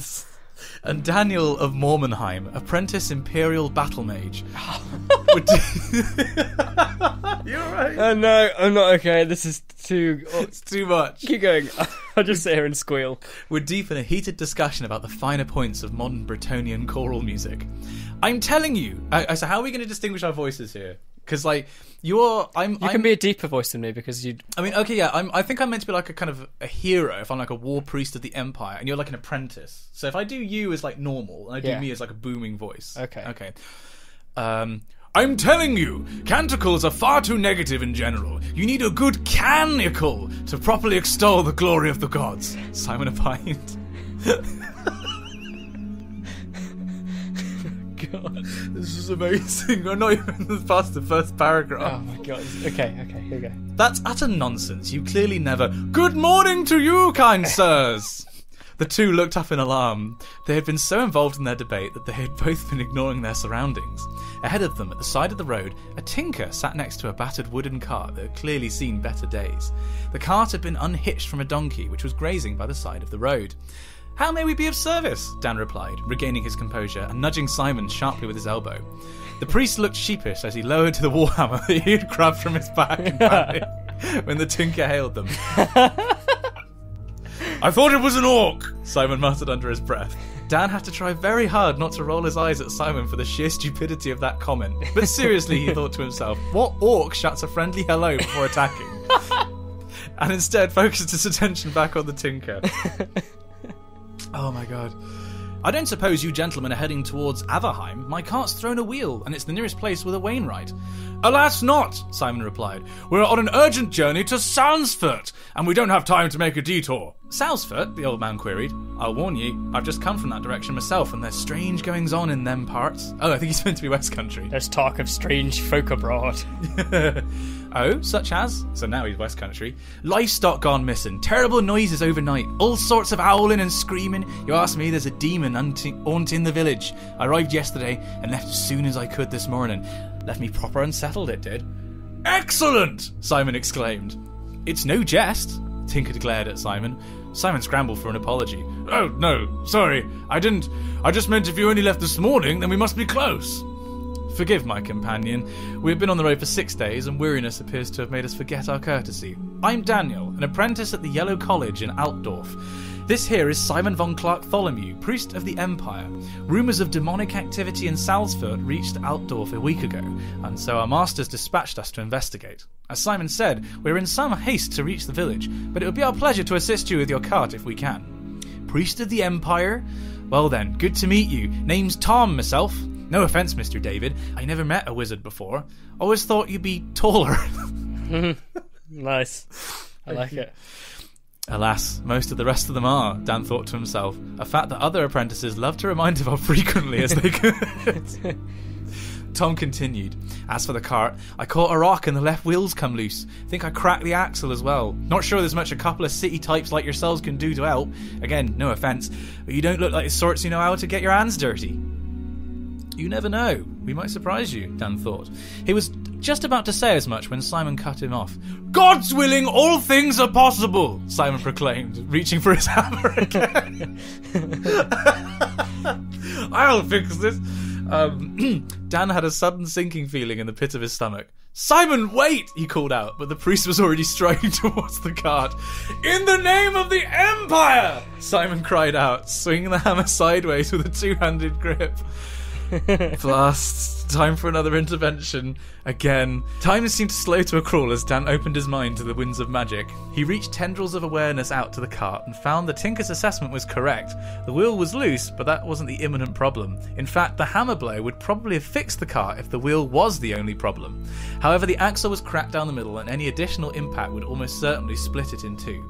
Dan ran through his options. A spell of healing would be no good, the wood was already dead and that level of green magic was beyond his ability. He could transmute the axle into iron, but wood was a terrible target for alchemy, and anyway, the crack would still be there and the impending force would shatter it completely. Although... Sorry. Because that was my spell. Although, if he could somehow harness that force instead. Drawing more deeply on the winds of magic, Dan rapidly placed a spell of adhesion along the crack in the wood. He hoped this would work. His awareness was so deeply fixed on the axle that he felt rather than saw the blow when it landed. With the impact ringing through the cart, the air, and his head, he cast an enchantment of containment around the entire surface of the axle. Letting go of the magic, Dan staggered back and, blinking, opened his eyes to survey the results of his frantic spellcasting. Simon was stood next to the cart, leaning on his hammer and admiring the wheel, which, as Dan had hoped, had been straightened up and looked securely attached. Tom's donkey was no longer grazing by the roadside, instead nervously standing alert with nostrils flared. Dan wasn't sure if it had been more upset by the hammer blow or the magic it sensed, but at least it hadn't run off. My cart! What have you done to my cart? Tom cried, throwing up his hands in despair. With the blessings of the gods and my holy hammer, I have fixed it, Simon proclaimed, slapping the newly straightened wheel for emphasis. You may have fixed the wheel, but you split the axle, Tom wailed as he knelt down to have a look. I'll report you to the guard for this. Look here, it's all... Wait, what? But how? Tom trailed off as he examined the cart more closely. I love this. I'm like going in like a blunt object and you're coming in and fixing my mistakes, like subtly. Still swaying slightly from his exertion, Dan reached out with his tendril of magic, much more cautiously than before. Amazingly, his frantic plan appeared to have worked. The spell of adhesion was sealing up the crack, while the enchantment of containment had held the force of the hammer blow inward and was now compressing the axle like a clamp. The enchantment would wear off in a few hours, but by then the adhesion should be well and truly set. "As I said, by the power of the gods, your cart is fixed!" Simon exclaimed. Dan kept quiet. He knew from experience there was no point trying to disillusion Simon. It is known. He'd also learnt that rumours and enhanced reputation amongst the locals often open more doors than official paperwork in remote parts of the empire such as this. "Oh, gods be praised, 'tis a miracle!" Tom's demeanour had changed completely again, full of reverence and wonder. "The gods have blessed me this day. Sirs, how can I ever repay you for this divine act?" "No need," said Simon. "Piety is its own reward. When you go from this place, tell those you meet of what has occurred here, and they shall know of the gods' greatness." The tinker was nodding. I shall, praise be. With luck I can now make it to Warden by nightfall." He started to get ready to leave and was soon bustling about, hitching the donkey to the cart. "Actually," Dan interrupted before his efforts went completely unrewarded, "I don't suppose you have any food you could share with some weary travellers?" Magic always made him hungry, and he'd had nothing more than jerky, biscuits and hard cheese for the last few days. "'Fraid all I've got is an apple. I had a bag full, but Alfie ate the rest," he said, patting the donkey on the head.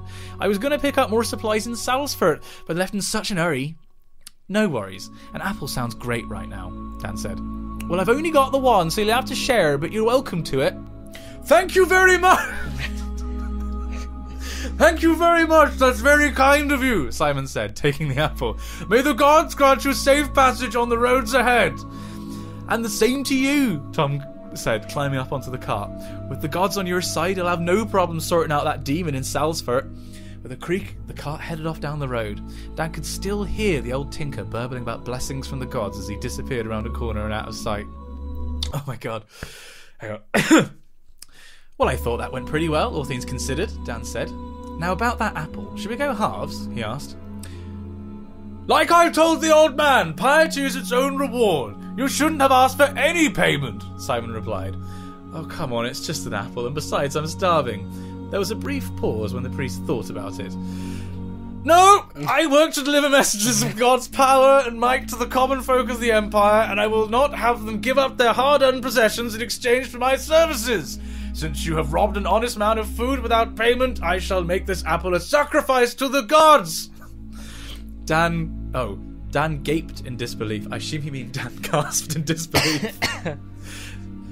It was hardly... No, like gaped, as in Dan, I jaw drop. Oh, that kind of gape. Yeah. It was hardly without payment, since we fixed this cart. Sorry, that was my immediate thought. That's better. You were so astonished that your ass just hang open. That's funny. Okay. Well done.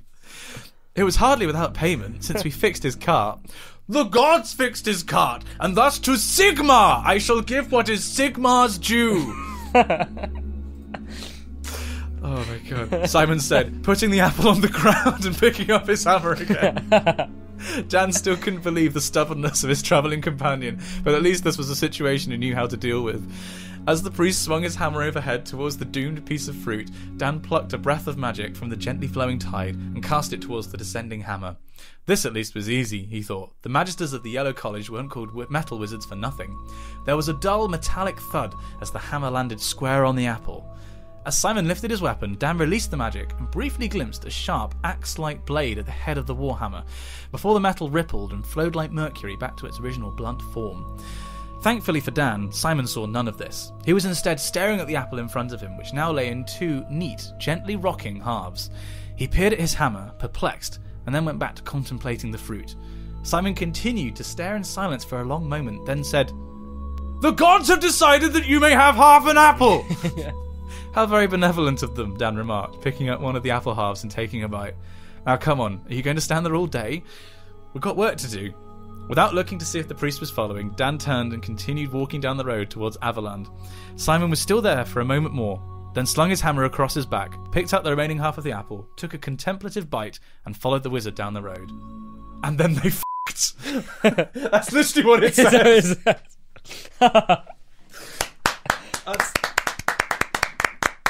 That's David. absolutely outstanding. I can't even begin to explain how much joy I was in listening to that. Wow, that was awesome. That was so cool. David, that may well be. I think, Hannah, you may well have to step down. If David can follow that up, do you want more? Oh, yeah. I definitely want more. I think if you can give us more, then, wow. You're onto a winner with this one, I think. That was awesome. Really, really awesome. So, Dan, after that phenomenal occurrence, what have we learned today? Well, Simon, today... Oh, hang on. Fine. Bear with me. Yeah, can you give me that lead again? Dorito. Oh, sorry. What have we learned today? There's definitely stuff in your mouth. You can't do that. You're like... Sorry, let me just finish my mouthful. Well, what have we learned today? Okay. So, Dan, what have we learned today? Today, Simon, we've learned about House of D. Oh, yes, we did, didn't we? Remember that really awful film that Robin and Zelda Williams were in? Yeah. And was written and directed and starring the guy who's divorced his wife and went to who played Agent Mulder in the X-Files? Yes, sex addict. Yes, thingy, and yeah, he was a very, very strange man. I mean, well, other than that, goodness even knows what we talked. We talked about Warhammer World. We talked about that. We talked Warhammer about World. Yeah, WoW. Yeah, we spoke about the new Han Solo film. Yes, it's going to be coming out, and how we're both a bit dubious on that. Well, only time will tell. Yes, how that goes. What else did we talk about? I mean, we had our producers and our makeup artists and our fluffers to thank. We certainly did. Our boom boys. Yes, no, they weren't even. They were the best boom boys. Our boom boys and our boom boys. Yeah. And we had no crisis this week. We had some correspondence and a frankly phenomenal fan fiction. I'm biased because he's my friend, but like superb. Yeah, absolutely fantastic work, David. And remember to pre-order your Wikicast merch, your sweet T-shirt merch and stickers. That's on my website, and there'll be a link. It'll be the first link in the description for this video. Podcast. I'm so used to YouTube. Oh my god. This video. Podcast. That's all for this week's episode. Don't forget to subscribe to us on your podcasting service of choice. You can like us on Facebook, and if you'd like to see our faces, check out our YouTube channel, Spongy and Electric. Han Solo film predictions, feedback on that fantastic fanfiction, and other thoughts on the show can be sent to us at spongyelectric@gmail.com. We'd love to hear from you. Join us again for another tumble down the wiki rabbit hole, and we'll see you next time.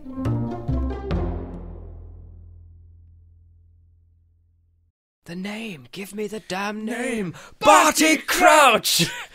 Junior.